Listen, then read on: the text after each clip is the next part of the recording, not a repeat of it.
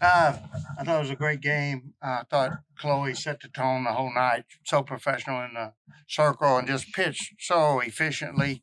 85 pitches, 58 strikes, and we're just seeing the emergence, I think, of a great Division One pitcher. She just all year has, rose up in big moments and added to her legacy that she's going to leave, and I think tonight was another one that people will remember for a long time. She was very resilient in the circle and just kept giving us chance after chance after chance, holding them, and then Sissy was able to follow a great triple by Alexa Langeliers, and I really thought I could send Alexa and make it. And when I stopped her, like I really believed I could get her to home, but there's a rule you don't get that first out at home in the inning, and I held her, knowing Laney Crater was coming up behind her, and then Laney couldn't hit the ball. I don't think much harder second, um, and then that at that point starting to look pretty critical, and then Sissy, that was a huge hit to drive the ball really deep where Alexa could take plenty of time and make sure she didn't leave early and get that second run. And then we went out. I thought we made some good defensive plays right there at the end. Stayed calm on some balls and found a way to win. I'm proud of my team. Also, I want to say Princeton was outstanding today. Those girls played. Did they play two 8 inning games? The first game was it extra? No, they just It was just seven.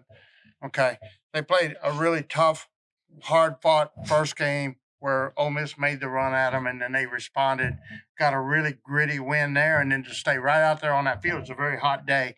It just speaks volumes about the toughness of the Princeton Ball Club, and they fought us tooth and nails, and they earned all of our respect. We felt fortunate to come out of that with a victory based on how hard and how well they played. Coach, I'll start with you, but any of you can answer. In a game where nobody can really break through, you talked about your team's resiliency earlier today. Talk about how crucial it was for your team to deliver in extra innings when you needed it more than anything. Yeah, I mean it's at this time of year, it's win win or go home, and you don't want to go home after that kind of a game and relive it for months. So it was huge for me to see them find a way to win the game. I think there's other things like I'm sure there's kids in our locker room don't even know about. I think that's like this will be like our 16th year in a row that we've been involved in Championship Sunday. And I have not told the girls that because I didn't want to add any pressure to them. But I was talking about it in my office before the game, like, man, this is another streak. You have all these streaks, the conference series win streaks, the conference championships, and 25 years in a row, 40 games, 25 years in a row in the NCAA tournament. And I think this is the 16th straight year we played on Championship Sunday. I hadn't told them that, but it's important to our program, and I'm really like another thing, and I'm really appreciative of for these girls fighting tooth and nail all weekend so far, and getting us to that point where we can walk out on our field tomorrow and try to win a regional championship in front of our fans on Sunday again. Cecilia, tell us about you get down 1-2 after the failed bunt attempt, and then so the pitcher kind of has advantage. How did you get back into the count to get the sac fly? Just talk about that situation. I was just trying to do my best to score licks. I was thinking deep fly ball score. That's what I was trying to do. But also, it was very just frustrating because the bats before I didn't get it done, and I think going back in the dugout, talking to Shelly about all my bats and even my teammates, like Sam Grader came to me and was like, "You look good. You feel good in the box still. Like you got this. Like it can change in one at bat," and it did for me. So thank you for my teammates. Chloe, you hear Coach talk about how resilient you were and how professional and poised that you were today.